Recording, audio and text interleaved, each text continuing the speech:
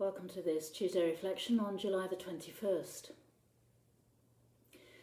The phrase Zoom fatigue has entered our language and describes well how many people are feeling, particularly those who are dependent on Zoom or other media platforms for their work and ministry. It's a useful tool, no doubt about that, but it's not the same as meeting in the flesh, and it's certainly the case that many are finding it very tiring.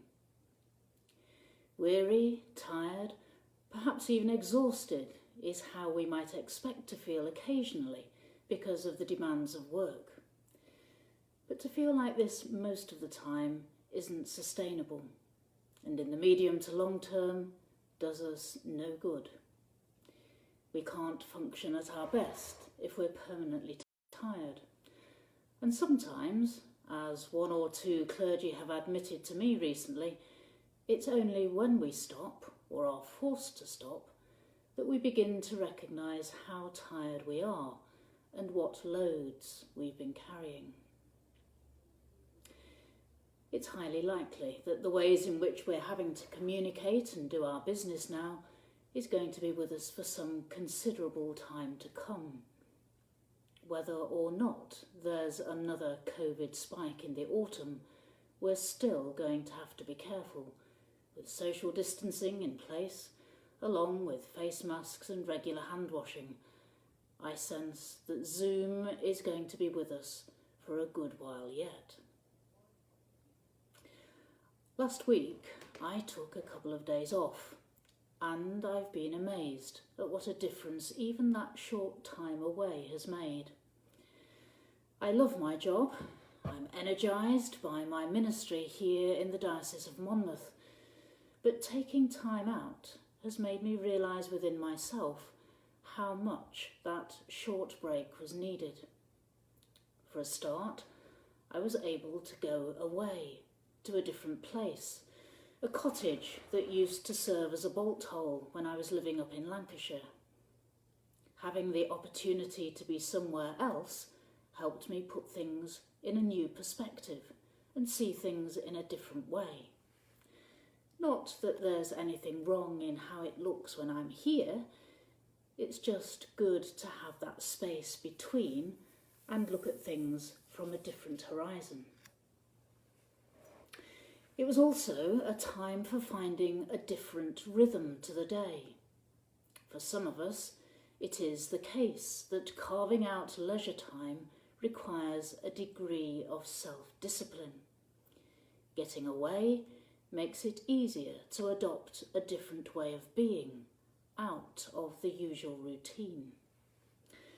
There's opportunity to allow time around things, taking the usual daily tasks a little more slowly, taking more time over meals, and taking notice of the things that would normally pass us by. Adopting a different routine to the day is wonderfully refreshing in itself. It certainly was for me.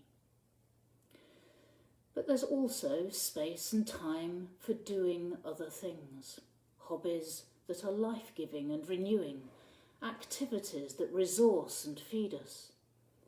For me, it was gardening, something really physical and tiring in a very different way.